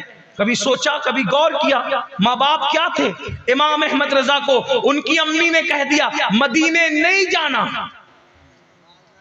حج کے سفر میں نہیں جانا، نہیں گئے، نہیں گئے۔ سفر حج کیا ہوتا ہے؟ امی سے اجازت لی، ماں نے کہا حج کو نہیں جانا، نہیں گئے۔ بتائے تڑپ ہوئی تو پھر ماں کے پاس گئے، ماں جانا چاہتا ہوں، اجازت دے۔ جب تک ماں نے اجازت نہیں دی، امام احمد رضا سیدی اعلیٰ حضرت سفر حج کو روانہ نہیں ہوئے۔ اور آج ماں باپ کہتے ہیں، ہاتھ جوڑ کے بیٹیوں سے ماں باپ کہتے ہیں اور تو وہاں نکاح نہ کر، تو بیٹی منہ چلا کر کے کہتی ہے تم نے اس کے ساتھ رہنا ہے کہ میں نے رہنا ہے؟ سوچو، غور کرو۔ ایسے لوگ کبھی خوشیاں نہیں پا سکتے، ایسے لوگ کی زندگیوں میں کبھی خوشیوں کی بہاریں نہیں آ سکتی۔ لڑکے ماں باپ سے کہتے ہیں تم نے رہنا ہے کہ ہم نے رہنا ہے، تمہارا دور گیا ہمارا دور آیا۔ یاد رکھنا، جس شادی میں ماں باپ کے آنسو نکلے اور ان کا دل ٹوٹے، ایسی شادی کبھی شادی خانہ آبادی نہیں ہو سکتی، وہ شادی خانہ بربادی ہوگی۔ آپ کے ماں باپ کو چھوڑ کے جب عبادت کا صلہ نہیں ملتا تو ماں باپ کو چھوڑ کے شادی کی خوشیاں کیسے مل سکتی؟ نادانی نہ کرو، یہ سب تمہیں کون سکھائے گا؟ یہ دین سکھائے گا۔ سیریل میں یہ نہیں سیکھو گے، فلموں میں یہ نہیں سیکھو گے، یہ سیکھو گے تو دین میں سیکھو گے، یہ سیکھو گے تو شریعت میں سیکھو گے۔ آئیے ماں باپ کی بات آئی تو میں ایک بات آپ کو بتاؤں، آپ کو اندازہ ہوگا ماں باپ کی اہمیت کیا ہے، ماں باپ کی دعا کی برکت کیا ہے، ماں باپ کی دعا کی عظمت کیا ہے۔ اللہ اکبر، ماں باپ کی دعا کہاں تک پہنچاتی ہے؟ ان سے دعا لو، ان سے۔ اور ایک بات آپ کو یہ بھی بتا دوں، ایک ہے دعا کروانا، ایک ہے دعا کروانا اور ایک ہے دعا لینا۔ دعا کروانا اور دعا لینا، کیا فرق ہے دونوں میں؟ دعا کروانا مطلب میں نے کہا دعا کر دے، کر دی، یہ دعا، اس کی کوئی گارنٹی نہیں ہوتی قبول ہوگی کہ نہیں ہوگی۔ ایک ہوتا ہے دعا لینا، یعنی دعا کی گزارش آپ نے نہیں کی لیکن ایسا کام کر دیا کہ ان کے دل سے نکل گئی اللہ اس کو نواز دے، یہ دعا لینا ہو۔ دعا کروانے والے بہت لوگ ہیں، دعا لینے والے کم ہیں، اور اصل چیز جو ہے وہ دعا لینا ہے۔ جس کو جو نعمت ملی دعا لینے سے ملی، دعا لینے والے خدمت کو، ماں باپ کے پیر دبائے، بزرگوں کے پیر دبائے، جوتیاں سیدھی کی، پانی پلایا، خدمت کی، دعا نکلتی ہے، دل سے نکلتی ہے، وہ جا کے سیدھا باب اجابت الہی پہ دستک دیتی ہے۔ تو آئیے ماں باپ کی دعا، ہر ایک کی نکلی ہوئی دعا کی تاثیر ہے، لیکن ماں باپ کی دعا کی تاثیر کچھ الگ ہی ہے۔ کہتے ہیں کہ ایک مرتبہ حضرت سیدنا موسیٰ علیہ السلام سفر میں تھے، اور سفر میں حضرت موسیٰ علیہ السلام چلتے چلتے تھک گئے۔ بتقاضۂ بشریت حضرت موسیٰ کلیم چلتے چلتے تھک گئے۔ عرض کی مولا میں تھک گیا ہوں، میرے لیے کوئی سواری کا انتظام ہو جائے۔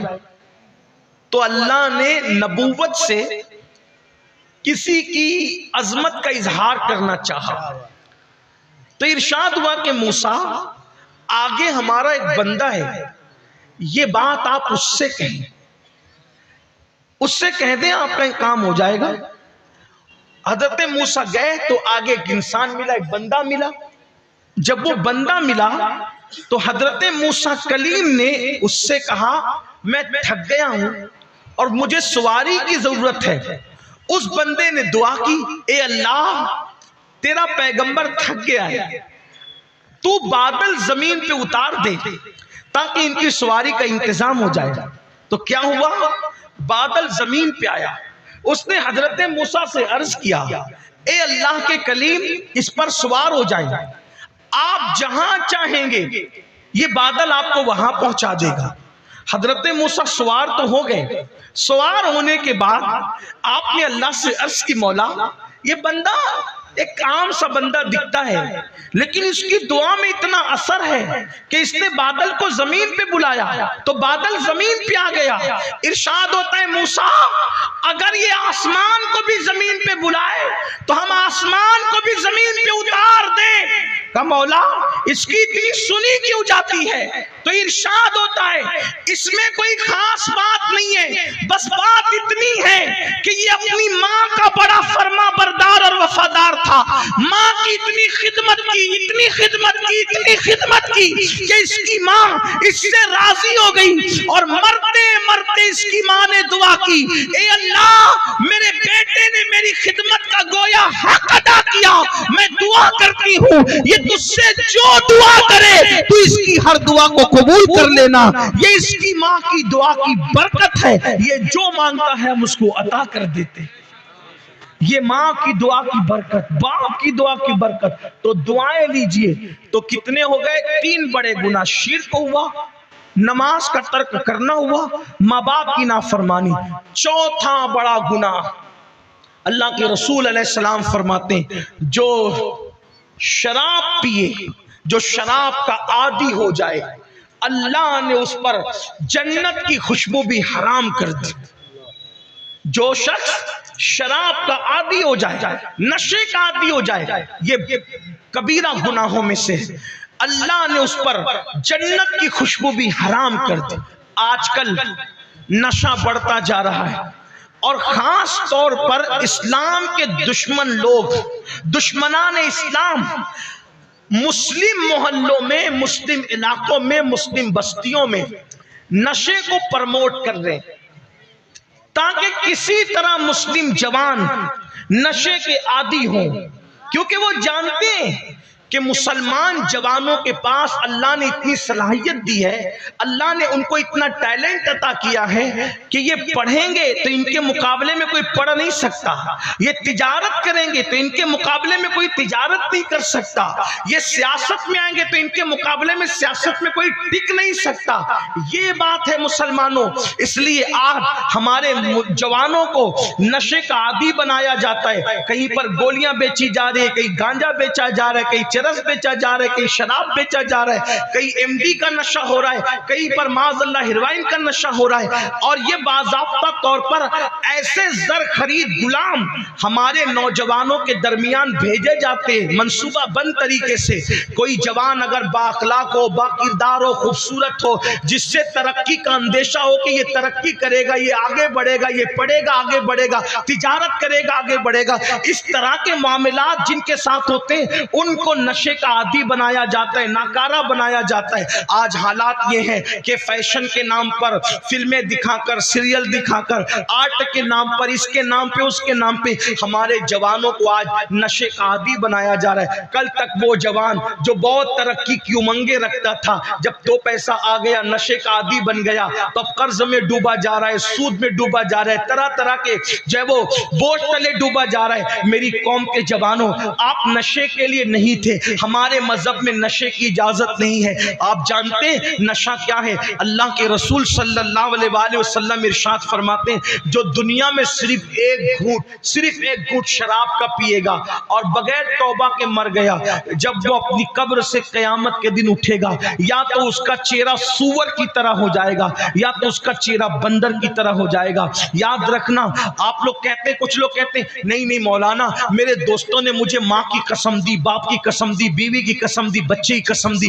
میں کہتا ہوں میرے بھائی، اگر لوگ تجھے قرآن کی قسم دے کے بھی نشہ کرائیں تو تجھے نشہ کرنے کی ضرورت نہیں۔ اگر تجھے لوگ اللہ کی قسم دے کر بھی شراب پلائیں تو تجھے شراب پینے کی ضرورت نہیں، اس لیے کہ حرام کاموں میں کوئی کتنی بڑی قسم دے دے تجھے اس کی قسم نہیں ماننا، اس طرف نہ جاؤ۔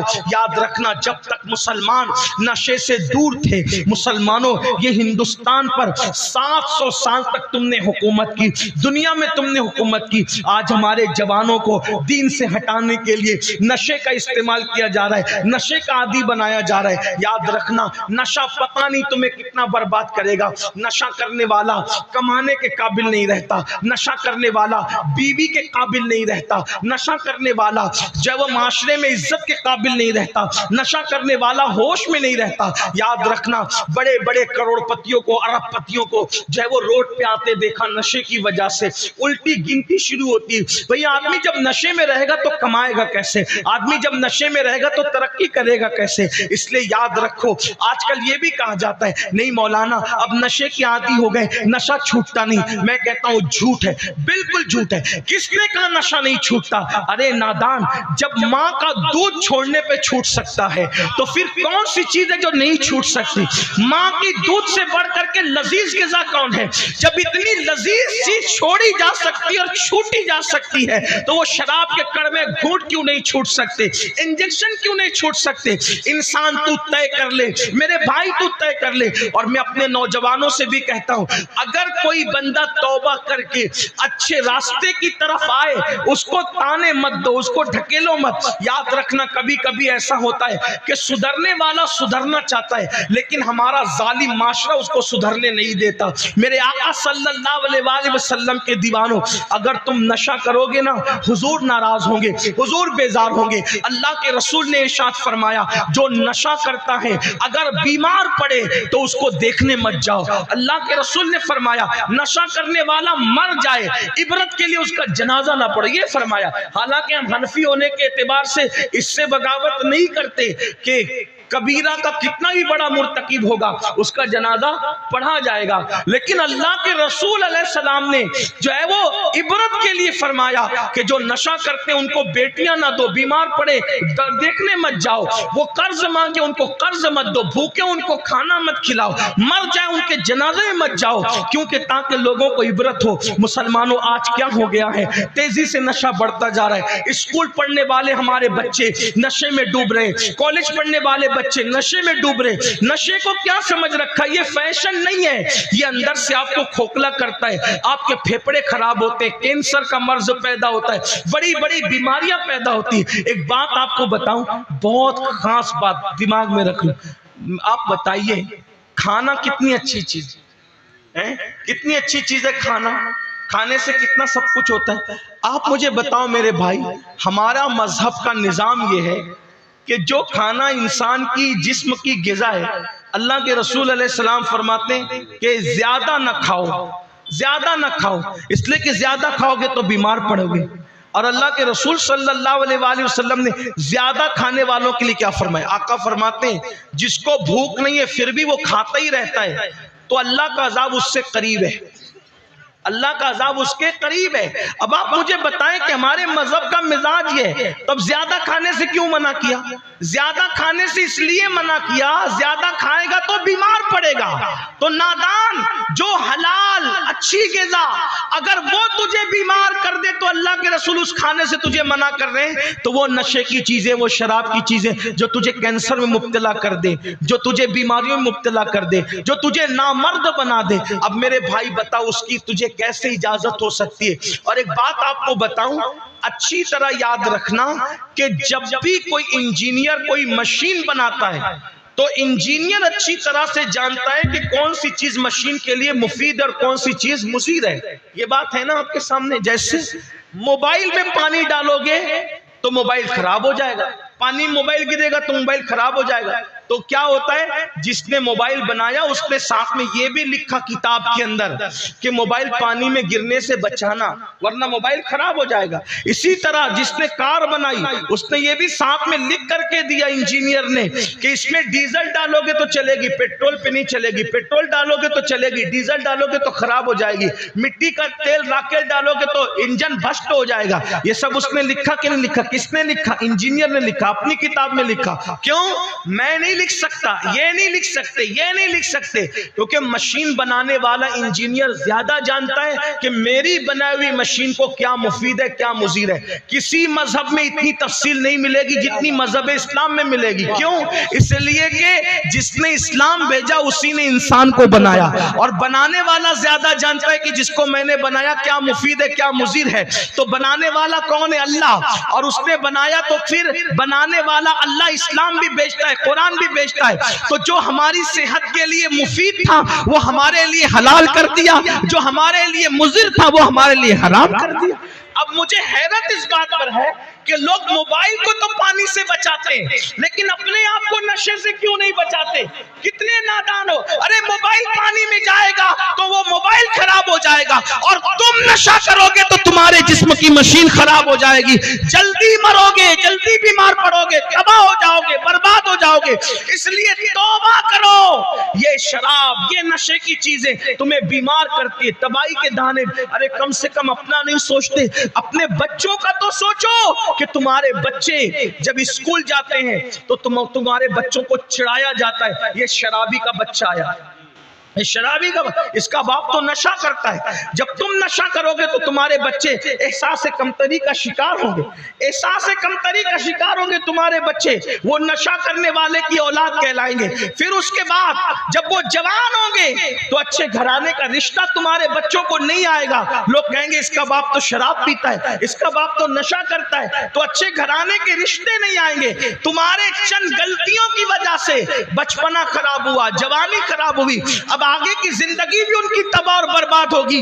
اس لیے کم سے کم اپنے بچوں کا خیال کرو، کم سے کم اپنی بیوی کا خیال کرو، کم سے کم اپنے بچوں کے مستقبل کا خیال کرو۔ مسلمانوں یاد رکھو، سب کچھ اپنے شوق ہی نہیں ہے، سب کچھ اپنا ذوق ہی نہیں ہے۔ اللہ کی بارگاہ میں توبہ کرو، بدلو، انقلاب پیدا کرو۔ اللہ پاک ارشاد فرماتا ہے اگر تم بڑے گناہوں سے بچو گے تو اللہ تمہارے دوسرے گناہوں کو یوں ہی معاف کر دے گا، کفارہ بنا دے گا، اور اللہ تعالیٰ تمہیں جنت جسے کہتے ہیں عزت کی جگہ تمہیں داخل فرمائے گا۔ میرے پیارے آقا صلی اللہ علیہ وآلہ وسلم کے پیارے دیوانوں، آئیے ایک گناہ کا ذکر اور سن لیں، پھر میں اپنی گفتگو سمیٹ لیتا ہوں۔ پانچواں بڑا گناہ، جھوٹی قسم کھانا۔ آج کل لوگ قسم بہت کھاتے، سچی قسم بھی مت کھایا کرو۔ جب تک مال، جان اور عزت پہ بن نہ آ جائے، ایک دم آخری سٹیپ نہ آ جائے، اس وقت تک کہ سچی قسم بھی مت کھاؤ۔ جو سچی قسم بھی بات بات پہ کھائے گا، سچی قسم، تو بھی اللہ اس کی روزی سے برکت اٹھا لے گا، سچی قسم کھانے والوں سے۔ اب بتاؤ جو جھوٹی قسم کھائے، حدیث پاک ہے، علامہ ابن حجر مکی رحمت اللہ علیہ لکھتے ہیں کہ جو جھوٹی قسم کھاتا ہے، اللہ فرماتا ہے میرے نام کو قسم کا نشانہ مت بنانا، اگر تم میں سے کسی نے میرے نام کی جھوٹی قسم کھائی تو میں اس پر بھی اور اس کی 7 پشتوں پہ لعنت کروں گا۔ آج کل ساس بہو کے جھگڑے میں قسم کھائی جاتی، میاں بیوی کے جھگڑے میں قسم کھائی جاتی، قسم نہ کھاؤ۔ سرکار غوث پاک فرماتے ہیں نیک لوگوں کی 10 علامت ہے، اس میں سے ایک علامت یہ بھی ہے کہ جو نیک ہوگا وہ کبھی قسم نہیں کھائے گا۔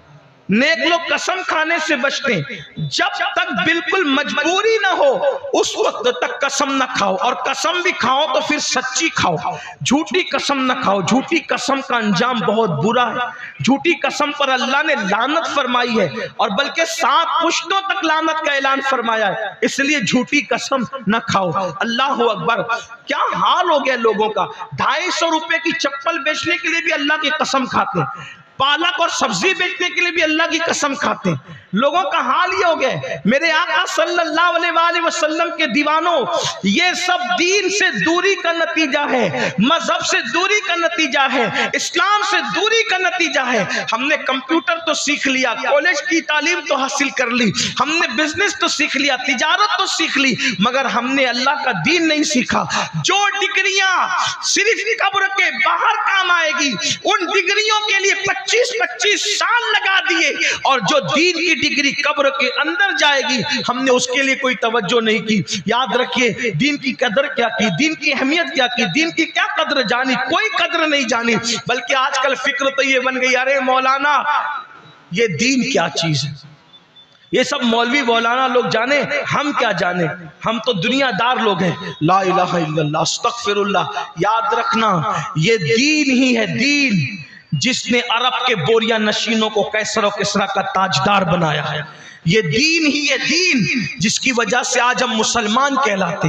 یہ دین ہی ہے، دین جس کی وجہ سے آج انشاءاللہ ہم مسلمان کہلا رہے، مومن کہلا رہے، اور کل انشاءاللہ اسی کی برکت سے ہم جنت میں جائیں گے. دین کی برکت سے، مذہب کی برکت سے، مسلک کی برکت سے، اسلام کی برکت سے انشاءاللہ جنت میں داخلہ نصیب ہوگا. اس لیے دیندار بنو. لیکن دیندار کیسے؟ صرف داڑھی ٹوپی والے، کرتے پیجامے والے نہیں، بلکہ ایسے دیندار بنو جیسے دیندار بنانے کے لیے مصطفیٰ جان رحمت تشریف لائے تھے، اللہ کے رسول تشریف لائے تھے. وہ دینداری کا تصور قائم کرو. گھر میں پردے کا نظام ہو، گھر میں اسلامی نظام ہو، ہمارے گھر میں کوئی جھوٹ نہیں بولتا ہو، جھوٹی قسم نہیں کھاتا ہو، ہمارے گھر میں لوگ فجر میں اٹھ جاتے ہو، باپ بچوں کو فجر میں اٹھاتا ہو، بیوی شوہر کو فجر میں اٹھاتی ہو، شوہر بیوی کو فجر میں اٹھاتا ہو. یہ ماحول ہونا چاہیے. ارے اگر ٹرین چھوٹنے کا خوف ہو تو پورا گھر ایک دوسرے کو جگاتا ہے، اور نماز فجر جانے کا خوف ہو کوئی کسی کو نہیں جگاتا، کیونکہ لوگوں کے نزدیک نماز کی اہمیت نہیں ہے، عبادت کی اہمیت نہیں ہے. اگر اسکول جانا ہو تو ماں سردی میں بھی بچوں کو جگاتی ہے، کوچنگ جانا ہو، ٹیوشن جانا ہو تو ماں باپ بچے کو مار مار کے جگاتے ہیں. لیکن میرے بھائیوں میری بہنوں، ایک دن کی ٹیوشن چھوٹ جائے گی تو آپ کے بچے کا اتنا نقصان نہیں ہوگا. لیکن اگر فجر کی نماز چھوٹ گئی تو آپ کے بیٹے کا نام جہنم کے دروازے پہ لکھ دیا جائے گا، آپ کی بیٹی کا نام جہنم کے دروازے پہ لکھ دیا جائے گا، آپ کا نام جہنم کے دروازے پہ لکھ دیا جائے گا. کتنے افسوس کی بات ہے. کوچنگ کی اہمیت ہونی بھی چاہیے، اسکول کی اہمیت ہونی بھی چاہیے، تعلیم کی اہمیت ہونی بھی چاہیے، لیکن اللہ کے رسول فرما رہے کہ جس نے جان بوجھ کے نماز چھوڑی اس کا نام جہنم کے دروازے پہ لکھ دیا جائے گا. میرے بھائیوں، اللہ سے ڈرو، اللہ رب العزت کے قانون کی طرف توجہ کرو، قرآن کی تعلیم کی طرف توجہ کرو. آج سے پہلے اگر یہ سب بڑے گناہ ہو چکے، آج اللہ کی بارگاہ میں سچے دل سے توبہ کر لو.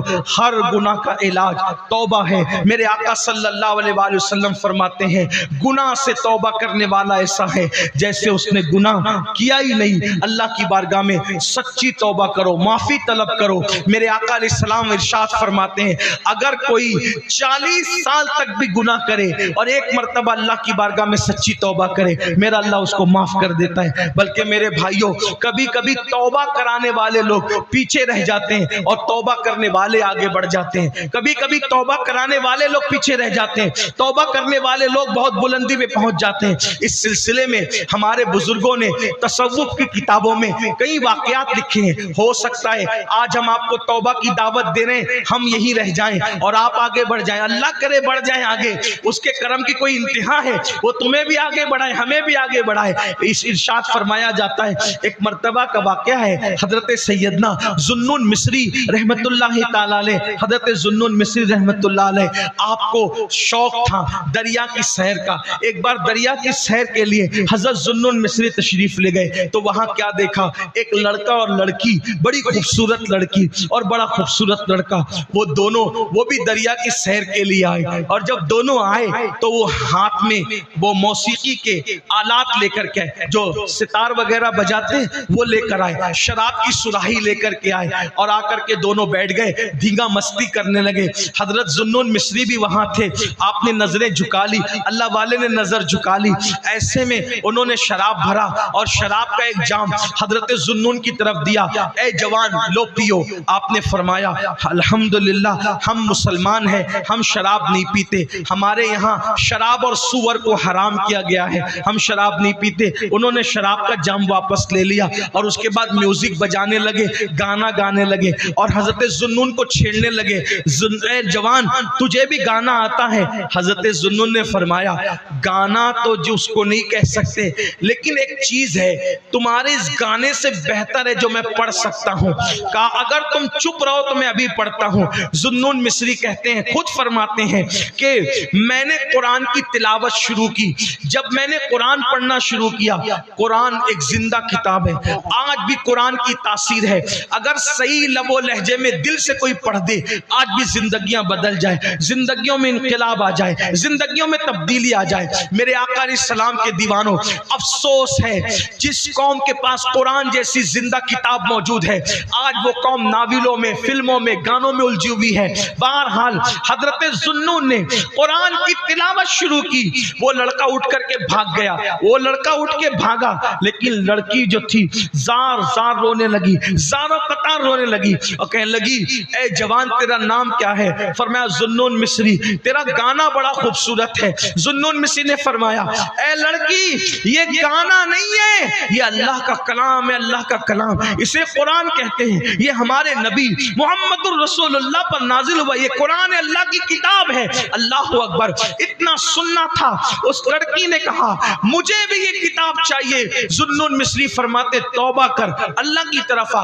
اس نے توبہ کیا, کلمہ پڑھا, اور اس کے بعد کلمہ پڑھ کے توبہ کر کے سابقہ زندگی سے, شراب سے, گانے سے, میوزک سے, موسیقی سے, عیاشی سے اور آوارگی سے اس نے توبہ کر لی. اس کے بعد حضرت ذوالنون اپنی طرف چلے گئے. وہ لڑکی پتہ نہیں کہاں چلی گئی. بس ایک تصور تھا, ایک لڑکی ملی تھی دریا کے کنارے, قرآن سن کے توبہ کر لیا تھا وغیرہ وغیرہ.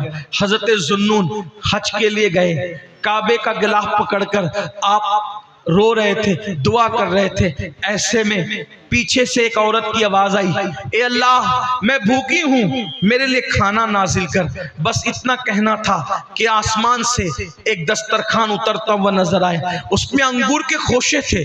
آپ نے پلٹ کر دیکھا, اے خاتون تو کتنی مقبول ہے اللہ کی بارگاہ میں, تو کتنی برگزیدہ ہے اللہ کی بارگاہ میں, تو نے مانگا اور تجھے مل گیا. کون ہے تو؟ اس نے کہا ذوالنون. پہچانا نہیں. حضرت ذوالنون نے کہا میرا نام بھی جانتی ہے, پہچانا نہیں. کہا کون ہے تو؟ کہا تم ایک بار دریا پہ گئے تھے, ایک لڑکی ملی تھی شراب اور کباب میں, آوارگی میں ڈوبی ہوئی, تو نے اسے توبہ کروائی تھی. ہاں وہی تو میں ہوں, اللہ نے آج مجھے یہ مقام عطا کر دیا. حضرت ذوالنون کی آنکھوں میں آنسو تھے. یہ مقام تجھے مل گیا؟ ہاں ہاں مجھے مل گیا. جس دن میں نے توبہ کی تھی اسی دن اللہ نے مجھے اپنی دوستی کا مقام اور مرتبہ عطا کر دیا. سوچو ایسے ایسوں نے توبہ کی, اللہ نے ان کو یہ مقام عطا فرمائے. میرے بھائیوں, میری بہنوں, سرکار مدینہ کانفرنس میں آئے ہو, اللہ کی بارگاہ میں سچی توبہ کر لو اور اپنی زندگی کو بدل دو. اللہ تمہیں بھی بڑے مرتبے عطا کرے گا. گناہ میں سکون نہیں ہے, سکون چاہتے ہو تو نیکی کی طرف آ جاؤ. حضرت ام سلیم نے پوچھا تھا یا رسول اللہ سب سے بڑی ہجرت کیا ہے؟ فرمایا گناہ سے نکل کر نیکی کی طرف آ جا, اس سے بڑی کوئی ہجرت نہیں ہے. آؤ آج ہجرت کرو گناہ سے, گناہ سے نکلو اور اللہ کی طرف آؤ. ففروا الی اللہ, دوڑو اللہ کی طرف. اللہ مجھے آپ سب کو توفیق عطا فرمائے. گفتگو کے درمیان کوئی غلطی ہو تو اللہ تعالیٰ معاف فرمائے. آپ کو جانا نہیں ہے اس لیے کہ آج آپ کو انشاءاللہ ایک عظیم ہستی کا, دنیا سنیت کی ایک عظیم ہستی کا ایک عظیم مفکرانہ خطاب سننا ہے جن سے ہم لوگ سیکھ کر آپ کو سناتے ہیں. ایسی ہستی آج آپ کی بستی میں آئی ہے. انشاءاللہ آپ جائیں گے نہیں, قبلہ حضور امیر سنی دعوت اسلامی کا خطاب سننے کے بعد ہی آپ جائیں گے. حضرت تشریف لائیں, حضرت کا استقبال کریں اور بھائی کفیل انبر کی نظامت کے ساتھ حضرت تشریف لائیں گے. نعرہ تکبیر, بڑا محبت سے ساتھ نعرہ تکبیر, نعرہ رسالت. سرکار مدینہ کانفرنس حضرت قبلہ امیر تحریک دعوت سنی دعوت اسلامی, تحریک دعوت سنی دعوت اسلامی. نعرہ تکبیر, نعرہ رسالت, بڑا محبت